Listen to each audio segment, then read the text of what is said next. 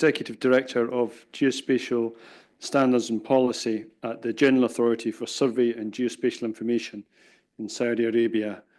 And he's come to talk to us about experience in developing geospatial specifications in Saudi Arabia. Thank you very much.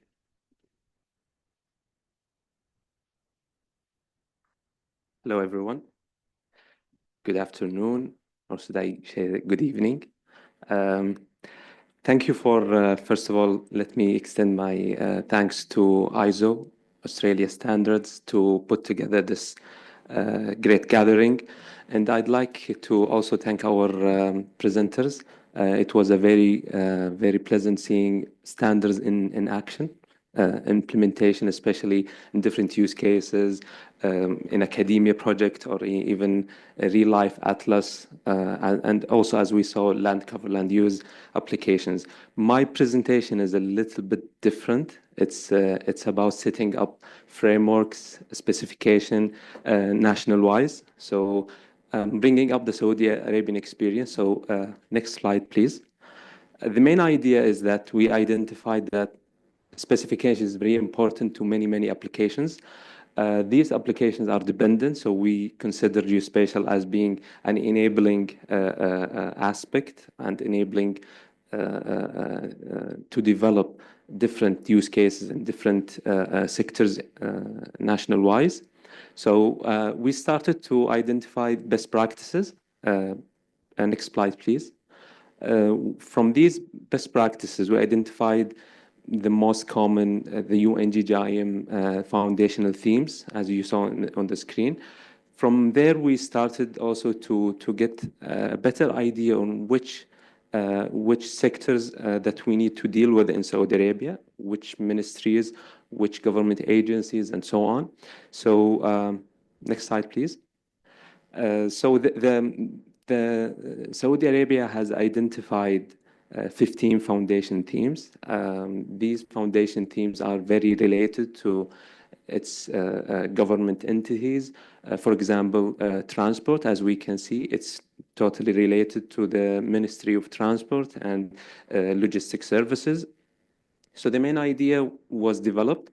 Then we moved to develop also how to govern these foundation themes. In the next slide, you can see that there was a development of the governance framework. This framework mainly identified responsibilities, action that need to be taken to develop each foundation themes, and also what's the governance model that put together the regulator organization, which is my organization that I'm coming from, which is General Authority for Survey and Geospatial Information, as the regulator for the whole sector. Mainly providing 15 foundation themes working groups to develop each sector, to develop each subject.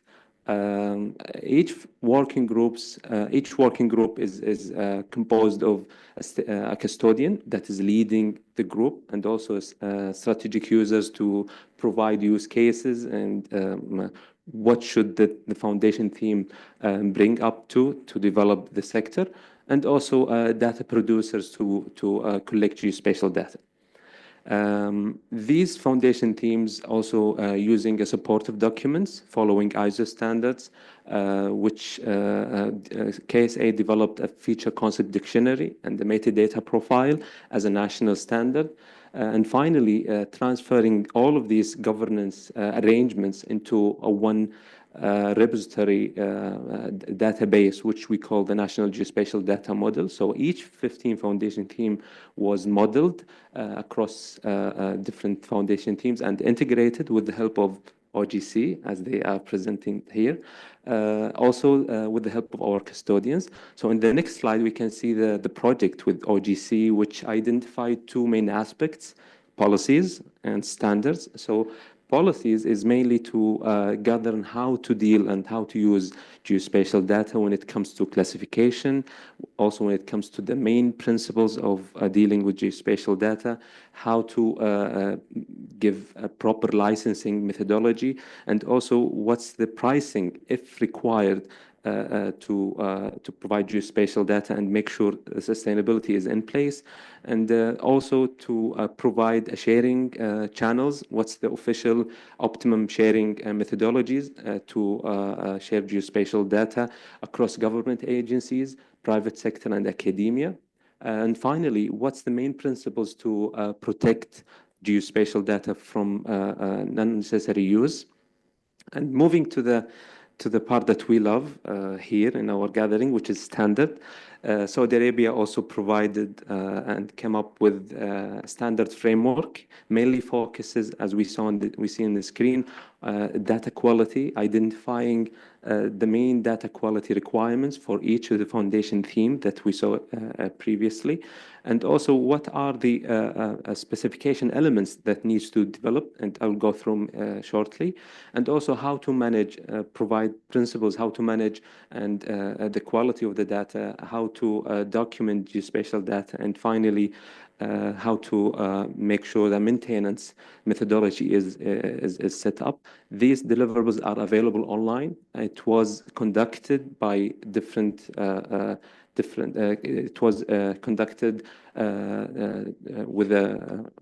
with workshops to make sure that it is up to the expectation for our stakeholders. If we move on to the specification, if you focus on specification, which is our focal point, as I mentioned earlier, UNGGIM, which is the United Nations initiative or committee of experts to deal with geospatial information management, either at the regional level, Arab state level, which GEOSA is leading. We provided a workshop to go through our deliverables, and it was acknowledged and adopted by the Arab state countries, which also have been acknowledged in the second slide by the working group on policy and legal framework in UNGGIM International. Next slide, please. It was also developed, we developed and also, conducted a workshop using our relations with the working group on policy and legal framework. As you can see in the screen, it was in the February earlier this year in Leuven, Brussels. The main idea that we got appreciation for these deliverables, especially when it comes to the policies and governance framework, since it's the working group scope of work, and also got a number of appreciation from UNGGIM member countries. Next slide, please. Now let us talk about the KSA geospatial specification architecture. So it's following the 15 foundation theme, focusing on main principles on metadata and maintenance of these foundational theme geospatial data, and also capturing rules, processing methodologies, what are the structures and the quality required for each of the foundation theme, for each data set, what are the products expected for each of the foundation theme, and finally, how to disseminate the geospatial data. So this structure is followed by each 15 foundation themes with interoperability across all foundation themes. And if we move to the next slide, we can see that it's not only being developed as a sole document, but it's integrated within a national context and also international efforts and standards following ISO 19131, if I'm not mistaken, which is the specification exactly. So next slide, please. And the structure that we adopted for each of the foundation theme data specification is that we have an overall introduction to the foundation theme. We will see a sample of this card for each theme later on, and also to have an overview of the foundation theme, specification scope, what this foundation theme will cover, data product identification, the architectural model, all the way to the physical model of each foundation theme, the spatial reference frame, which is the KSA GRF KSA reference name 17. I believe it's the national one. It's adopted and it's official. What are the data quality measures? The product delivery metadata elements that needs to be adopted. What's the data capture rules and maintenance principles, portrayals, and finally, as an appendix, the code list for the architecture for each foundation theme data model. In the next slides, we will see a sample of the process that we adopted. So we will have the national effort as an input from different documents following best practices, and also adopting an existing best practice to develop this specification documentation. The process is to analyze the existing as an input and coming with an overall approach, which just explored with you. And we had different stakeholder engagements. One of them is this evening, and we will go through each foundation theme quickly. Then the output, hopefully, will be the finalized specification adopted. It's going through reviewing methodology and the reviewing process within Saudi Arabia, and we are also open to receiving your feedbacks in the coming period. So if we go through the next slides quickly, because it's just an overview of each of the foundation theme specification documents. So an overview of each foundation theme, the example use cases, what are the data products structure, in other words, the sub-themes, what are the cross-reference across themes, and also what are the data capturing components that we need to make sure it's being stated in each document. So it's for each foundation theme. So we are expecting 15 foundation theme. The overall framework is set up in the standard document, which is available for the public access. These documentation after adaptation and finalization will be also adopted as a national KSA 15 foundation themes data specification. And finally, it's very important to support this effort either nationally and also to raise awareness internationally of that government organization, especially when it comes to regulating party and regulatory organization, to take the initiative to reach out to data producers to make sure that foundation teams are talking to each other and it's integrated. So we will get the chance, as we saw on different applications, that it's in one infrastructure and we can move towards an overall benefit of the use as we started the presentation, different sector, different use cases. And finally, I would like to thank you for your time, for your patience, and I think I stick to the time perfectly this time. Any comments or previews, we are very welcome to receive it from your side. We are in good contact with ISO TC 211 secretary, so we will be in contact to providing this draft documentation.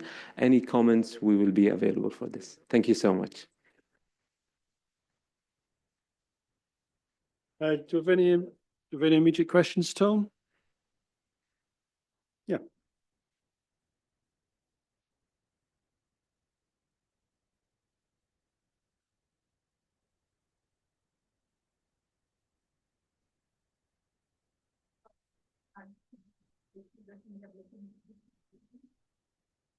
Thank you, Projector, for the question. I believe maybe I touched it in my presentation in different occasions, but the main idea is that we are engaging our stakeholder in each stage. So first of all, when we come to the first draft, we met with our custodians for each foundation theme.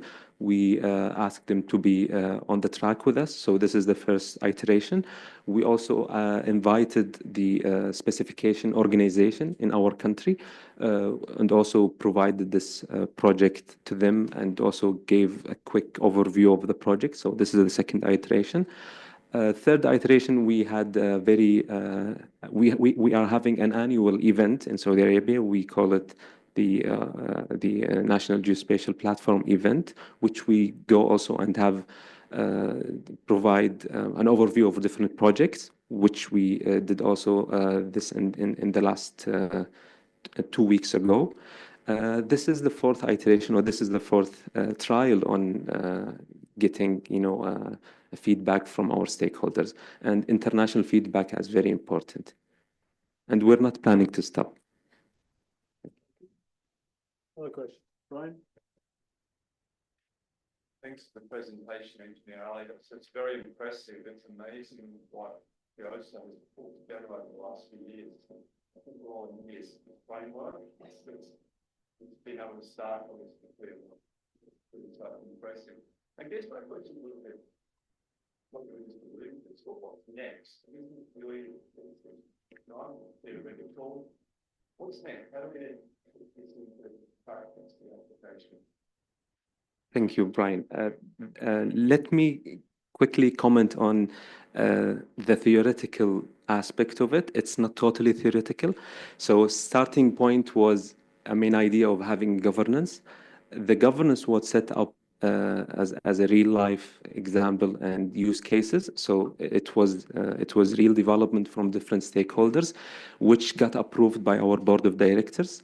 It's effective. Starting next year, after we finalize the reference documentation, will be about implementation and asking stakeholders to be part of our national geospatial data catalog. As we saw maybe earlier this week with your experience of organization logging in, signing up, and uploading their responsibility of different data sets and so on. So the main idea is to have these reference documentation ready, and each organization with different roles to actively practice their own. Hopefully answer the question. Sure. Thank you. Thank you, Brian. Okay. Any other questions? Right. Thanks very much, Tito. Thank you.